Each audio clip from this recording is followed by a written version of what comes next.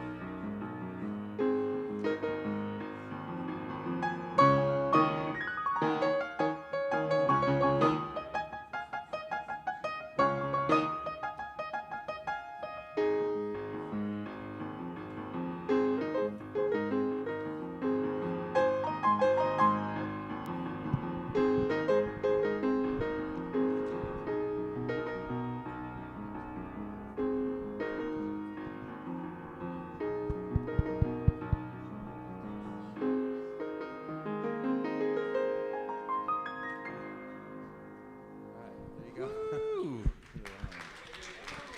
We do what we want, right? We can do what we want. Larry, I love that. Thank you. Thank you for doing that. That was by special request, you guys. And a funny thing, so I had a music director once that used to play me in sort of with Sharp Dressed Man, you know? It was a rendition of a ZZ Top song. You know, can you imagine in a church? A rendition of a ZZ Top song, Sharp Dressed Man. So, but this is quite a departure from Sharp Dressed Man to Charlie Brown, you know, but I'm happy to embody both of those ends of the spectrum. So that just makes me feel good. If there was a song that I wish I could play on the piano, it would be that one, you know. I can't. You have to do two different things, one with one hand and one with the other. Just makes it so hard. So let's start with prayer. Let me gong us in here.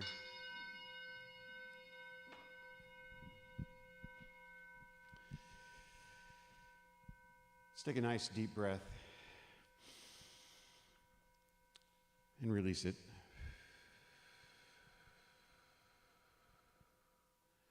One more time. And release the cares of the world and the difficulty that it might have taken to get here with your exhale. As we summon the feeling of love. For that's most often described as the presence of God. So we align ourselves with that presence of the divine, of the creator, of our source of all being. And we know the presence right here, right now. Here as Unity of Pasadena, this magnificent sanctuary. Here as each and every one of us. For God is in, around, and through Unity of Pasadena, each and every one of us, through our physical being, our emotional being, our spiritual being. And we just allow that feeling of love to nestle within us, so that we take it with us, not only through today, but through each day to follow. We set a pattern for ourselves of love in our lives, the way we treat ourselves, the way we treat one another, the way we see the world. And what I see is a need for thanksgiving today, for the gratitude that I have for our prayer chaplains as they stand around the sanctuary today, holding the light for each and every one of us, for our musicians that bring this magnificent feel of love, that just bring the story of goodness, of truth and beauty. I'm so thankful for the people who help us to make sure that we're open every Sunday, for I love Sundays. We have a board of trustees that just watches over this space carefully and makes sure that everything is necessary is done. We have a beautiful group of volunteers that do sound and PowerPoint and live streaming. We have people that greet you at the door. We have food that we eat when we're finished today here in the sanctuary. And that's the grace of God in action, where we all help each other to move forward every single day. So there's a lot to be grateful for. I express that gratitude now. And I release these words into the law of mind, knowing that everything is perfect. It is all well and good. And so it is. Amen. How was that for long-winded? Is that long-winded? Huh? Did I put you to sleep? No, everybody awake? Good, good. Well, let's sink into this space of gratitude even a bit deeper, because this song is about truth. And we have a beautiful songstress today in Elizabeth, and we have Larry on the 88s, which is how many keys are on a piano, and somehow became the name of a Oldsmobile too. I mean, I don't know when that happened or how that happened, but we got Larry on the 88. So let's all join together in Holy, Holy, Holy.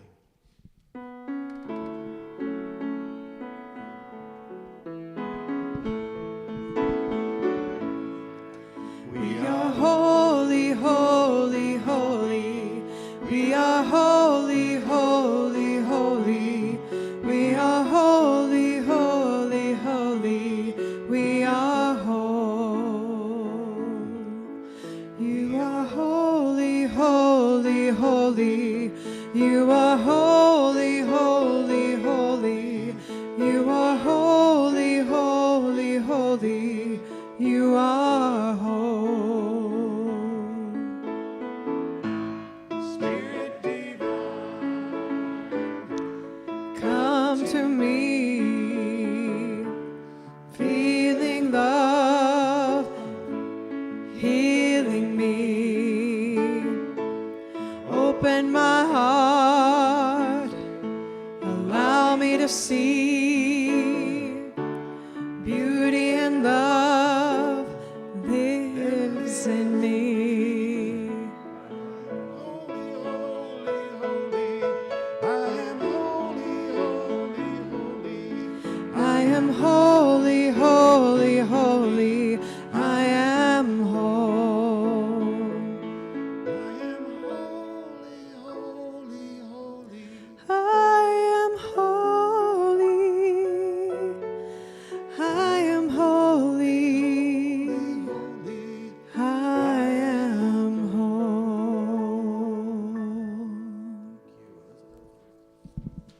Thank you all. You sound great. Yeah, we do about 8-part harmonies, 8 parts on that one. Yeah, very cool. Thank you. So I'm Reverend Greg Dorst.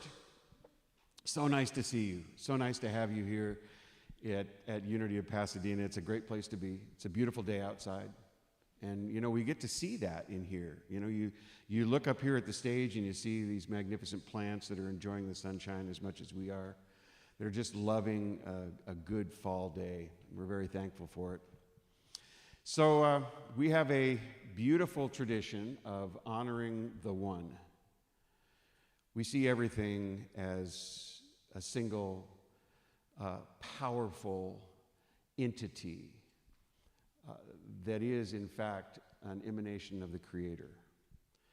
And so as we see only one thing expressed in an infinite number of ways, we like to remind ourselves of that. So I'd like you to say after me, there's only one thing. It may look like more than one thing. It may feel like more than one thing, but it's only one thing. Expressing as you, expressing as me, and everything we see. So we are doing Advent, and Barbara, you lit the candle already, didn't you? Yes, and so this is the second Sunday of Advent, and we are talking about peace today. One of the reasons why I mention that is because a few weeks ago I wrote a peace prayer, and I wrote it specifically with today in mind, but I thought as I read it back to myself that it would be wonderful to do every single day. So I do it every day. And it would be wonderful to do it every single Sunday when you're here. So we've done it every single Sunday since. And I think you like it. Would you like to join me in that prayer? Would you like to do it? Okay. So let me put my glasses on here. And it's cutely titled Greg's Peace Prayer. Yeah. We'll have to do a better job of that titling, but I don't know. She just wanted to make sure that I could find it, I think, So here we go. Let the light of understanding shine upon all hearts, guiding us to recognize the sacred thread of oneness that unites every soul. In this shared tapestry of existence, may compassion be our language, kindness our currency, and love our universal prayer. Let the winds of peace sweep across the globe, embracing every nation, fostering harmony and dissolving the barriers that separate us. As one human family, we cultivate a world where understanding prevails and the echoes of unity resonate in every corner. And so it is. Amen. Yeah, we're going to get into the nuances of peace today. And I'm really excited about that talk because we're going to be introducing some other principles that allow us to understand really how peace works in our hearts and in our lives. But before we do that, let's start with the next slide, which is our unity blessing. Together, please. We love you. We bless you. We appreciate you just the way you are. We also have a statement of faith I'd like you to join me in.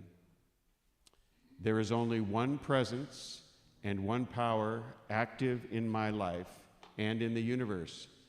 God the good omnipotence, and I am one with that presence and power. So who's doing our community today? Would that be you, Barbara? Come on up. Barbara's our board president, and we love it when she steps up on the podium. We really do. Oh, thank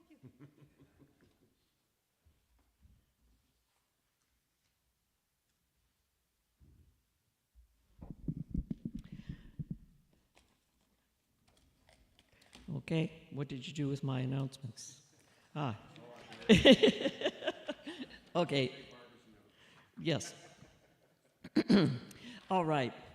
Time to celebrate our community, the reasons that we're here.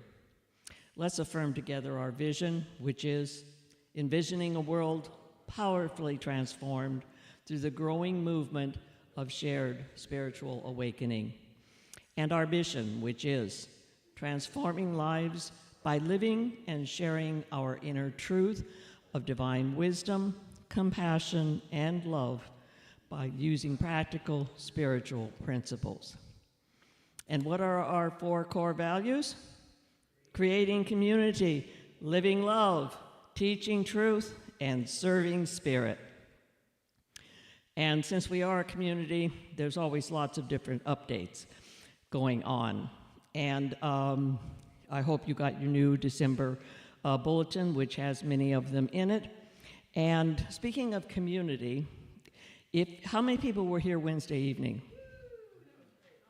Okay, we had a lot of community going on. It really was a special evening with the Gillette family and the music and the hospitality, and it was well attended. It was a memorable event, and it took dozens of people to make it happen, and thank you to everyone who was here. And first of all, I'd like to mention that someone left their glasses here that night. If it's any of you, they will be in the office. And also, last Wednesday evening was the introduction of the hard copy of the Marilyn Roth meditations, all 11 of them, with all of the beautiful artwork throughout, and CDs, for those of you who like things in this format. And so we started taking orders on Wednesday evening, $25 donation. The regular ability to get the e-copy on our website, which I have learned subsequently when somebody asked me, well, I'd like to have it on a flash drive. I'm told that you can download it from the website onto a flash drive if that's how you like to do things. And so I do need a volunteer today to take sign-ups for these, and for the book and CD version, which is a $35 donation. And then these orders will be filled when Gay gets back. Unfortunately, Gay's been ill, and Sandy is under the weather today, so she's not here to either offer these or to create the CDs that we're recording today. But we're still recording the CDs, so if you get them every Sunday, they're still going to be available. They'll be available next week, okay? And then our hospitality today, who's doing it? DEFGHINJ, right? Okay.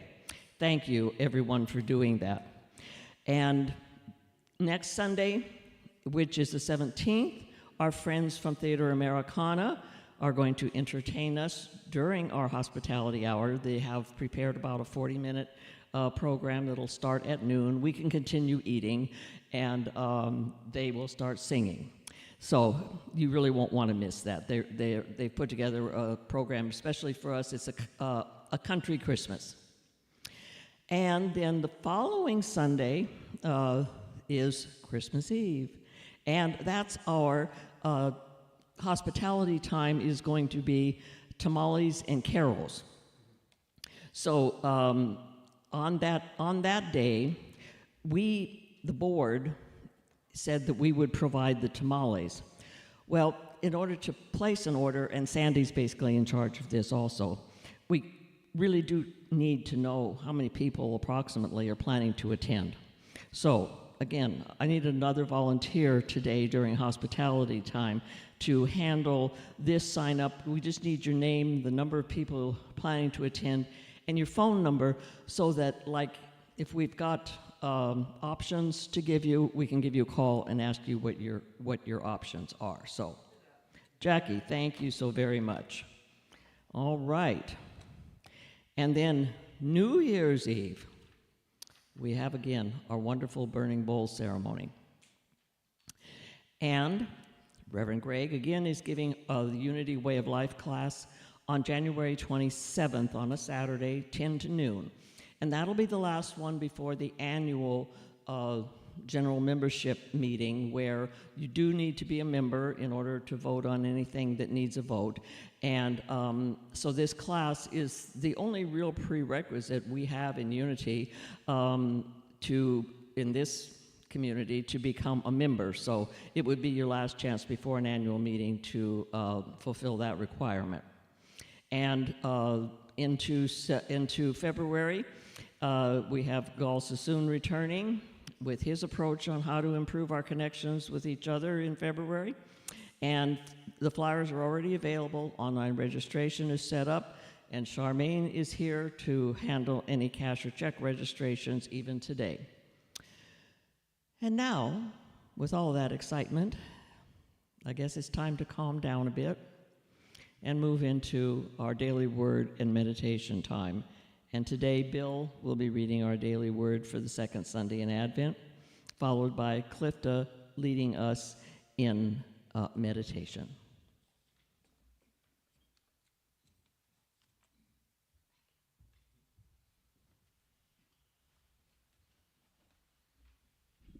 Thank you, Barbara. First, I want to say I'm very glad to be back here tonight. Today.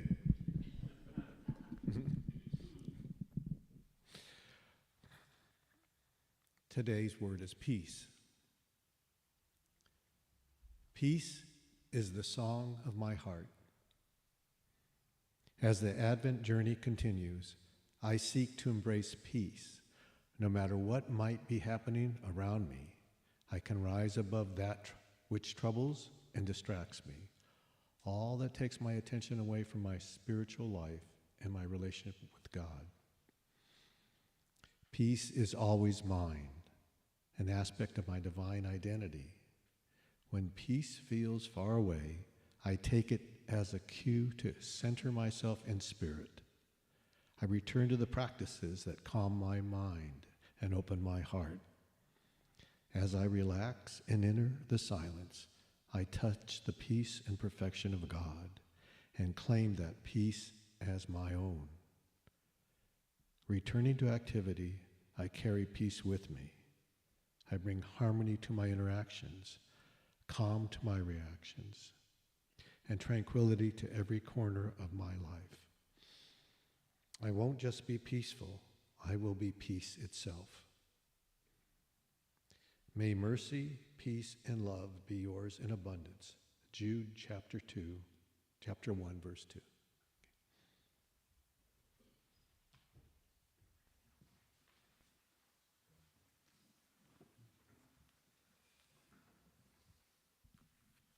This was a song by Stevie Wonder.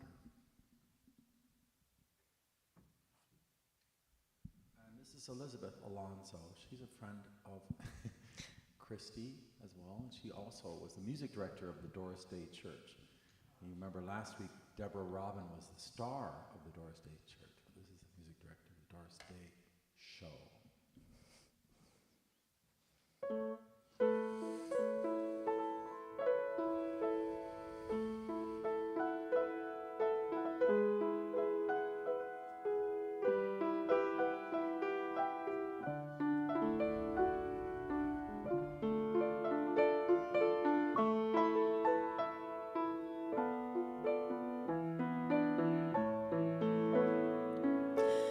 Someday at Christmas, men won't be boys, playing at war like kids play with toys.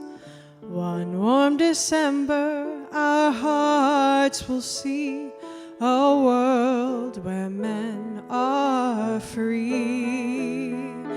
Someday at Christmas, there'll be no wars, when we have learned what Christmas is for, when we have found what life's really worth, there'll be peace on earth. Someday all our dreams will come to be, someday in a world where men are free.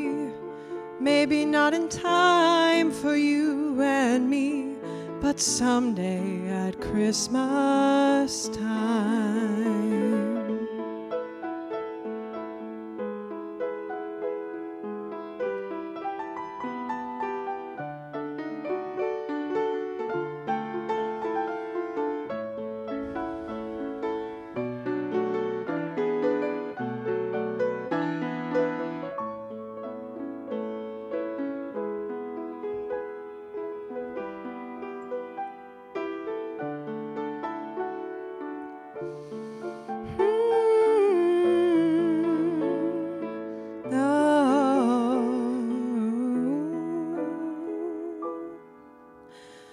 Someday at Christmas, we'll see a land with no hungry children, no empty hands. One happy morning, people will share a world where people care. Oh, someday at Christmas, there'll be no tears, when all men are equal and no man has fears. One shining moment, one prayer away from our world today. Someday at Christmas time.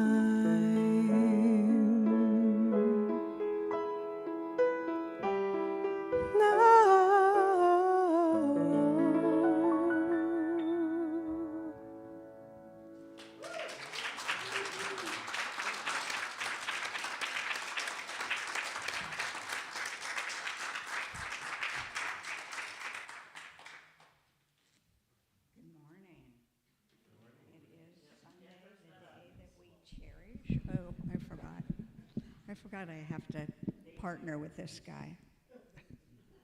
Okay? Don't push it too far away, we can't hear you. Oh, Yeah, there you go. that better. Make peace. I have to make peace with this guy. Yeah, I don't know about that.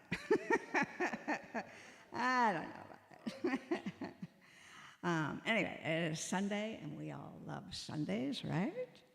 And peace is our topic today. Peace. I've thought about peace a lot. How do I become peaceful? What is peace? Peace is so many things and can be used in so many ways. I use it to bring myself into a place of knowing who I am and why I'm here. So in doing that, I try to find a place that's quiet. And we all have those places of quiet. It can be in the woods. It can be in your backyard with a cup of coffee. It can be anywhere you'd like, on the top of a mountain looking at the views. I like to sit by a river that's very close to my home with my dog. And luckily, he's very good. So I sit there and I take a deep breath in and I breathe deep within me, allowing that calmness to take its presence within me. And I let go.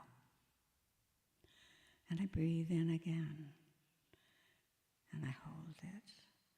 And I let go. Then I began to listen to this river running over the rocks, whispering its love, whispering its careness, whispering, let go, let go. You no longer need that. So I let go. In letting go, I feel more calmness coming over me. But the river says more. Let go of more. So I take a deep breath in and I let it go. And I sit quietly as I feel the water removing all that is no longer serving me. Once more, I breathe in, and I breathe in the divine white and gold light of the divine, of Jesus Christ. And I hold that for a while. And in letting go for my highest good, knowing that all is well and all is accomplished. So I let go. And now I'm going to allow you to have 2 minutes of quiet so you also can let go.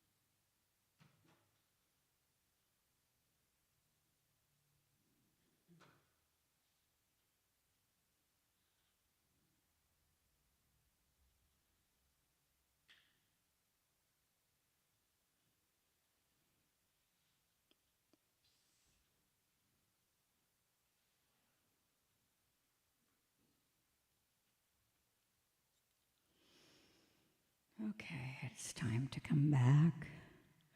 So slowly. Feel your toes. Feel your fingers. Ground yourself. And remember who you really are. Remember why you have come here. Share that with God. Share that love and light with your neighbor. And I give you thanks and enjoy your day.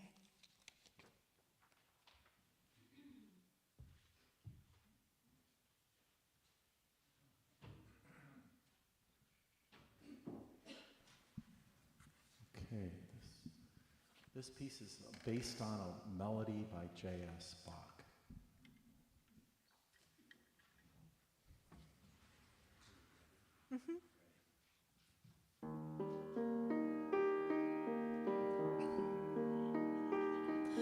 Silent is the night, and all the world is filled with joy. Love is all around us everywhere, and peace is with us in the air on the night when we celebrate a baby boy.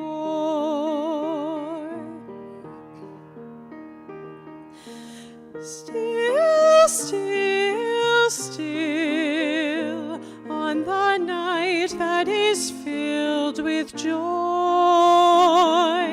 all my heart this night rejoices, soft and sweet the angel voices.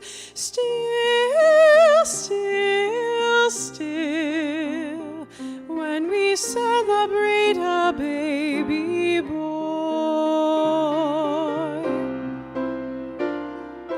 Silent is the night, and all the world is filled with joy. Love is all around us everywhere, and peace is with us in the air on the night when we celebrate a baby boy.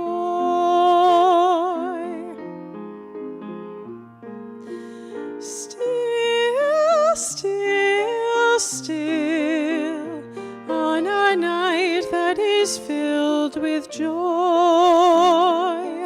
all my heart this night rejoices, soft and sweet the angel voices. Still, still, still, when we celebrate a baby boy. Silent is the night, and all the world is filled with joy. Love is all around us everywhere, and peace is with us in the air on the night when we celebrate a baby boy.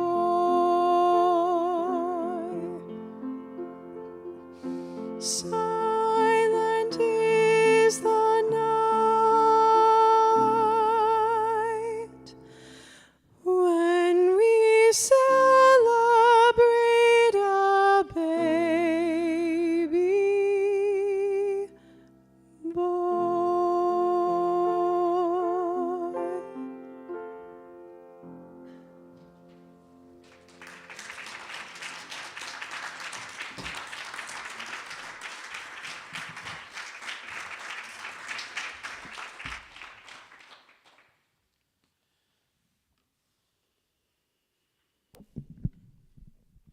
Yeah, that was beautiful. Thank you. So I guess that's what Advent is about, celebrating the baby boy. Does that sound right? Celebrating. How about this? We take a look at this child that brought an understanding of peace to this world. Maybe the rest of the world didn't accept it. Maybe the rest of the world didn't understand it, but we know that this child that grew up to be a man walked in peace, lived in peace, and helped others to see the way of peace. But he's also a symbol of something other than peace. You know, he's a symbol of healing. He's a symbol of compassion. He's a symbol of love. He's a symbol of freedom. He's a symbol of a lot of different things. And I think that we try and encapsulate that type of right thinking and right feeling and right living into a belief system that sort of, seems to come to the surface during Christmas time. Well, there's a lot of talk about peace. There's a lot of talk about faith and hope, and a lot of talk about love during Christmas. Hope. The hope that I have is that it is a seed that allows you to see it, feel it, know it, and practice it every day, rather than wait until Christmas time so that you can do the things that I'm talking about doing today. Peace is a biggie. Peace is a real big one. I mean, it's something that I work on every single day. And if you have relationships, if you have a job, if you have a neighbor, if you have interactions with anyone, you know that at any moment your peace can be disturbed. In fact, you don't even have to have interactions with people to have your peace disturbed. You can have it by turning on the TV. You can have it by reading the newspaper. You can have your peace disturbed by, what's going on in the rest of the world being a part of everyone's conversation, not to mention it being in every news story that seems to pop up. I mean, it's really an interesting idea that people can be in peace all the time. I don't know. Do you think that's possible? Well, I think everything's possible. I think we can live a life that is geared toward recognizing that peace is available to us all the time. But we sort of have to keep reminding ourselves of that as each and every day unfolds. So says Eckhart Tolle. See, I'm sort of quoting him in a way that is, kind of free-flowing, because he's sort of, for me, a guru of how to step into the now moment and sort of release the idea that fear is who I am. He has us take a deep breath and slip into this space where what we do is we recognize and know completely that peace is in the response to the things that are happening, not in the things that are happening. So he tries to set up a situation for us all where we recognize that, and we'll slip into a meditative process that aligns us with spirit, that aligns us with this power that we know is a creative power. We can feel the energy. It creates in us at all times. We see the creation around us. There's definitely a power out there and in here.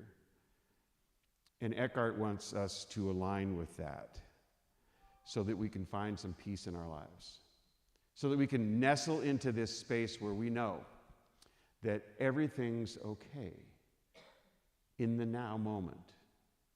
What does that require? That requires that we give up some fear about some things, that we have enough money, that we have enough food, that we have enough love, that we have enough of anything that we think we need in our lives. And most fear comes from either a thought that we're going to lose something that we already have that we treasure, or something that we won't get that we want.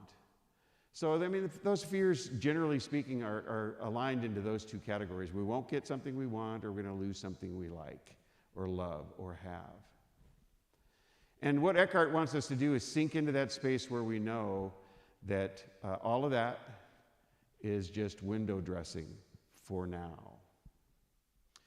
Well, as I do that with Eckhart, as I slip into that space, and by the way, I have a meditation app, and I have a way of bringing to me some audible sounds that seem to put me in that space. And water is one of those things. Now, who was talking about water? Was that you, Bill?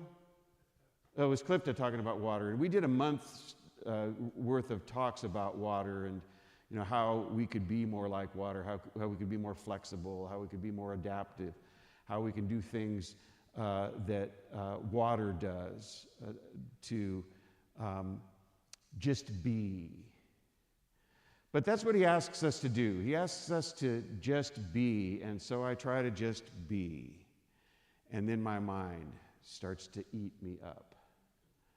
What do I have to do today? Should I spend time doing this? Then I start to have conversations with people that aren't even there. And sometimes I have to say to myself, I will never forgive that person for what they said in my head. It's just, that of course is an exaggeration, but we go there. We get into that space where we are told we're going to find peace. We do our best to align with it, and all of a sudden, all of these things start to pop up, whether they be fears or things that we have to do, we're not going to do well, or we're not going to get them done. And it just becomes tough, really, really tough. And so as I'm sitting there recognizing that that's the case, probably with most everybody, I think to myself, well,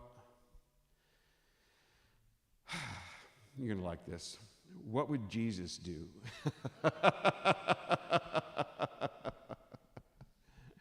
Well, I think Jesus would do this. I think, and I had to consult the book of Greg also, because I knew that the answer was in the book of Greg. In the book of Greg, I have a lot of writings about grace, and I'm thinking, Jesus would do this grace thing. He would have with me a discussion about grace, and there's a lot of stuff in the book of Greg, which is, by the way, Elizabeth, my own writings. See, I'm Greg, book of Greg, all of that. And so in the book of Greg is a lot of stuff about grace, and this idea of grace that we are already in possession of everything that we need. It's given to us freely. We have the world at our fingertips. We have the ability to consciously make it what we so desire. We have the ability to adjust our thoughts and our beliefs and our feelings. We have the ability to move to a different space if we think that's the problem. If we think the problem is this job, we can go to another job if we want. But we're going to find out, I think, that it's probably us that needs adjusting as opposed to, moving somewhere else or doing something different. So, but we have the ability to do that. And we have the ability to understand at a deep level that we are cared for. And everything we'll ever need is right here for us right now. Can you get that? Do you get that? Some people are nodding their heads going, yeah, I kind of understand that, but it just doesn't seem to be the case. Well, here's the deal. I know that each and every one of you has a place to sleep. You have a bed. You have a home, an apartment. Maybe it's shared, maybe it's not. You have not missed a meal in some time. I know that. I know that you have what it is that you need every day, the clothes on your back, the love of your fellows sitting in this room today, your friends, your family, all of that is available to you. And it's there if you allow it, if you step into it. It's all there for you. And so Jesus was trying to teach people that it's not in the material goods that brings this thing called peace. Because when he called forth people to become his disciples, he asked them to do some things.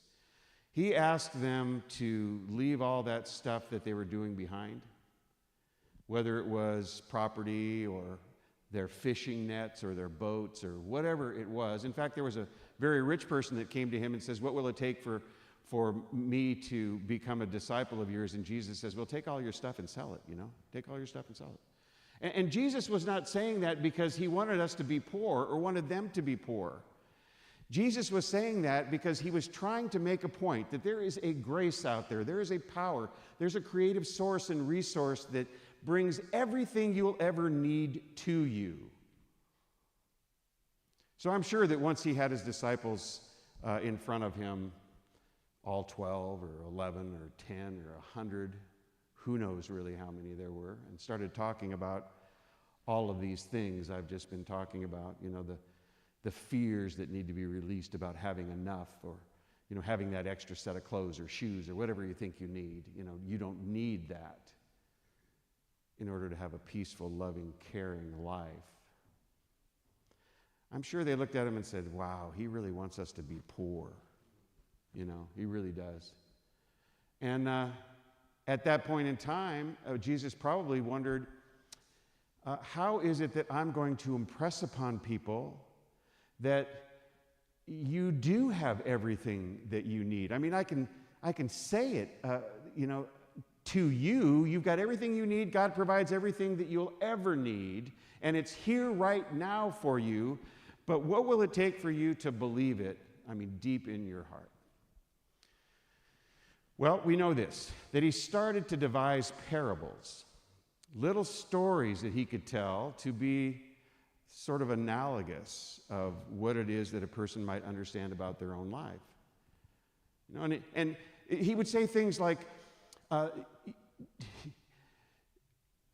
God, that spirit, that resource, that creative energy that makes the flowers spin, that allows the birds to fly, that feeds the animals, that brings about the beauty in this world. And I'm paraphrasing a little bit because I want to put a little bit more of a grandiose spin on it.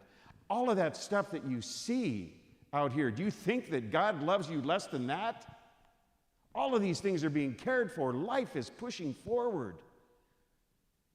It's magnificent and abundant and beautiful.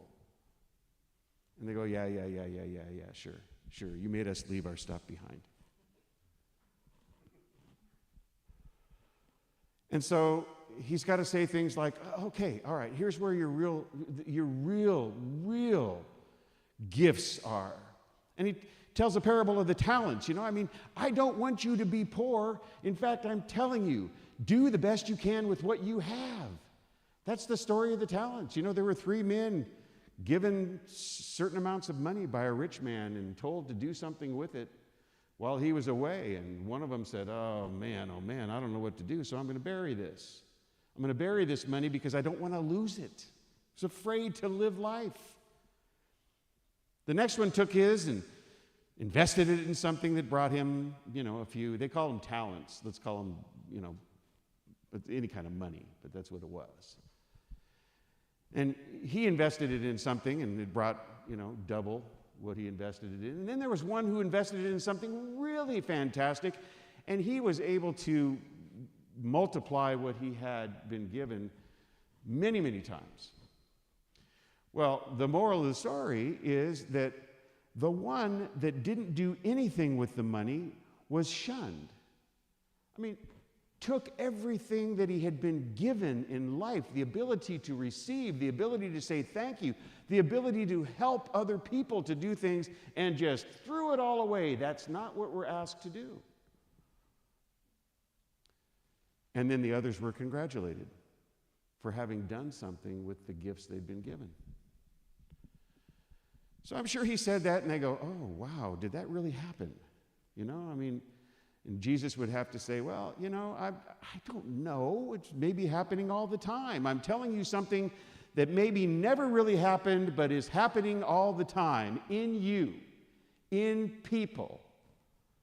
Parables do that, it was obvious to the people that were listening that what he was telling them were stories not to be taken as gospel truth, but to be illustrative of a human condition that we suffer from. And most of the time, it's like a lack of peace because of the fear that's out there, So what I thought while I was looking at all of these factors that affect a peaceful life, particularly my own, was that I have to understand at a very, very deep level that I am cared for, that I have enough, that I'm not just on the precipice of death because I'm going to starve or something is going to happen that's going to erase any and every good thing in my life. I have to have the faith to believe in this thing called grace. Now, I have a definition of grace here that I really, really love, and I found it in the book of Greg. And it says, grace is the announcement that you already possess that which you are striving for. Grace is your announcement that you already possess that which you are striving for. All that is left to do is to receive. Until you understand that, you will never have personal peace. Until you get that, there will always be something you're hungering for, searching for, wanting, demanding, desiring, hurting for. Until you recognize that everything that you need is here, all you have to do is open your arms and your mind and your heart to receive it. Wow. I mean, so I realized grace is so inexorably tied to this idea of peace, my own personal peace. But you know what also I recognize? I recognize that sometimes I come up here and I say things like, well, you know, you really have to let go of all of this stuff, and you have to sink into that space where you can become one with the divine. You know, you don't have to do anything. You just have to be. And then I'll come up here and say, well, there are things that you do have to do. You know, so what is it? Do I just not do anything and sit there, or do I do that? Do I have to be an example to people? How do I do that if I'm just sitting under the Bodhi tree for 7 years? Or for however long I can stand it.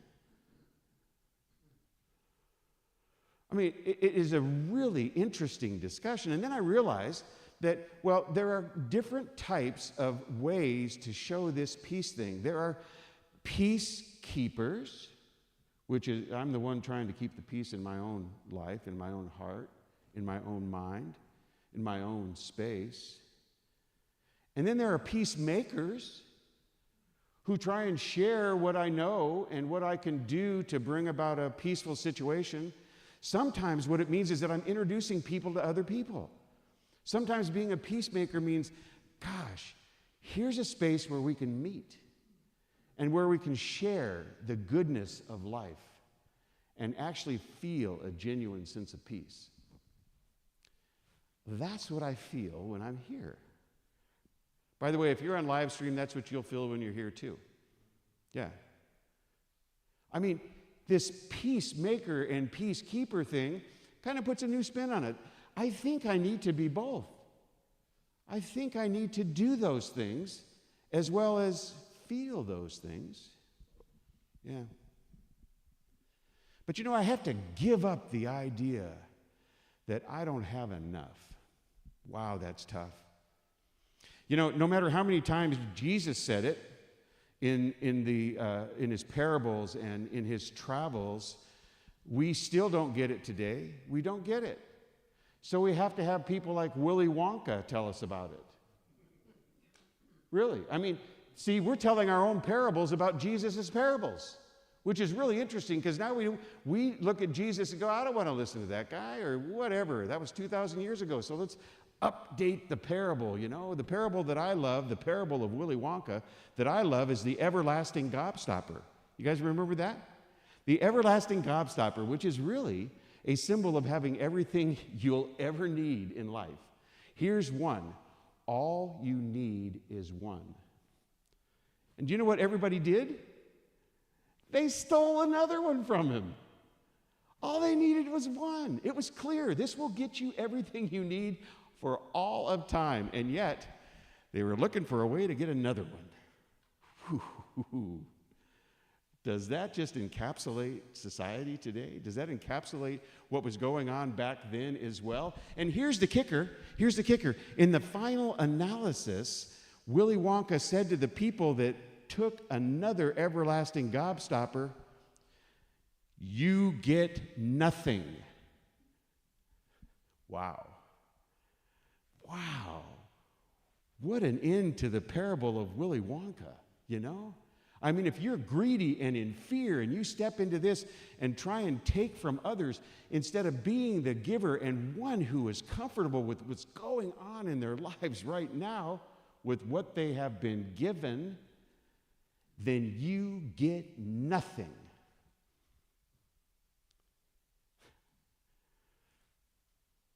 Maybe there's going to have to be another parable, that with some other character sometime, because a lot of people don't understand that one either. They don't even understand the parable of Willy Wonka. So this peace thing, wow, it is so interesting, isn't it? It is so very, very interesting for me. I play golf. Anybody here play golf? All right. I love the game of golf, and I think the game of golf is illustrative of life. And I did that, didn't I? That was pretty cool. My shoe. The cord. Thank you. So the game of golf is really illustrative of life, and this is how I look at it. I look at, let's take the Old Testament for instance. The Old Testament and a driver. Do you know what a driver is? You guys know what a driver is? It's the longest club in the bag. It's the one that hits the ball the hardest. It's the one that makes the ball fly the farthest. It's the big club. The Old Testament, everything in the Old Testament is conveyed to us with a driver. Beat it into you, right? You're going to die if you don't do this. You're going to go to hell if you don't do this. It's all, they're using a driver, But then, if you have a golf bag that has a putter in it, which you have to have, that's what you use when you're on a green, the nuance of life, you take this club out, and it's very nuanced. You hit it nice and softly, and you don't hit it very far, but you have to be accurate. And you have to have what's called touch, And I think Jesus in the New Testament was a little bit more about using a putter, a little bit more about having touch, being very, very aware of how the receiver might receive the message. And then, of course, if you have a bag like mine, you have a lot of clubs that are sort of in between the putter and the driver, And you know what each and every one of those clubs are? Those are the parables of Jesus, because he tried the putter with the touch. He tried the driver by telling him, you guys don't know anything. And so he had to start telling parables, which are the 8-iron, the 9-iron, the wedge, the 5-iron, the story that they would accept along the way. What I absolutely love about the man, the human that tried to move forward every single day of his life to teach those how to be divine. What I really love about it is that he did not give up. He never, ever gave up. Whether he had to use the driver or the putter or something in between, he was always carrying the message. And I see that as the greatest peacemaker, the greatest story of a peacemaker ever known. That's why I talk about it at Advent, because the story means something, because the principle means something, because it can be yours if you receive it, but you have to understand the predicate. You are loved, you are cared for, and so it is. Amen. Thank you.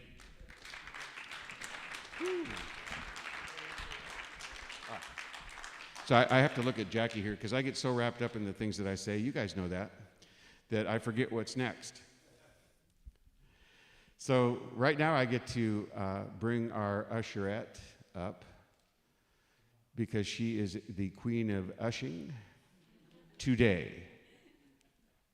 And in her hand is a gift that I know has Jackie's signature on it, and I'm going to put that in the basket first, you see, because what we do is we give to things that mean something to us, deeply mean something to us.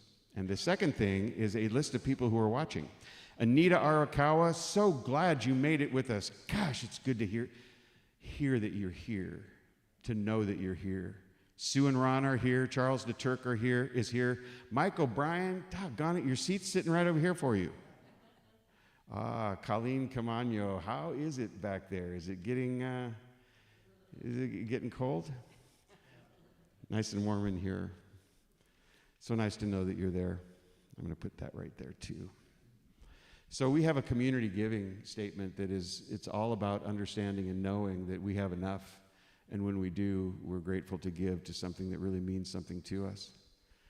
So would you please join me in our community giving statement?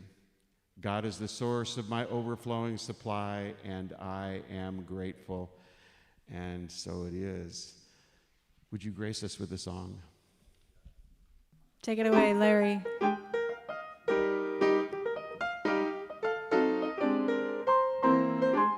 I think you'll know this one. Oh, the weather outside is frightful, but the fire is so delightful. And since we've no place to go, let it snow, let it snow, let it snow. Man, it doesn't show signs of stopping, and I brought me some corn for popping. The lights are turned way down low. Let it snow, let it snow, let it snow. When we finally kiss goodnight, how I'll hate going out in the storm. But if you really hold me tight, all the way home I'll be warm. The fire is slowly dying, my dear, we're still goodbying. But as long as you love me so, let it snow, let it snow, let it snow.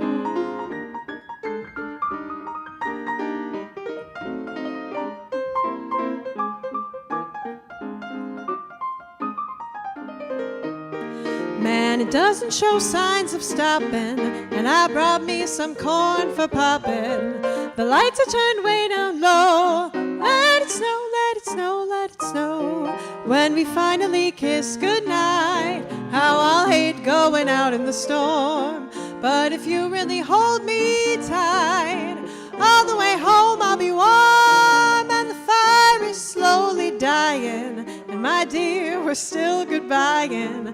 But as long as you love me so, let it snow, let it snow, let it snow. Let it snow, let it snow, let it snow.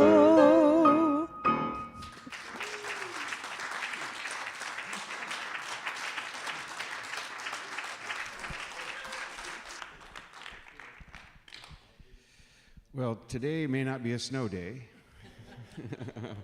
But it's a great metaphor, isn't it? It's a great metaphor for coming together and just relaxing and having a wonderful day. No matter what's going on outside, we're going to do that today. So, all right, here's what we do. We promise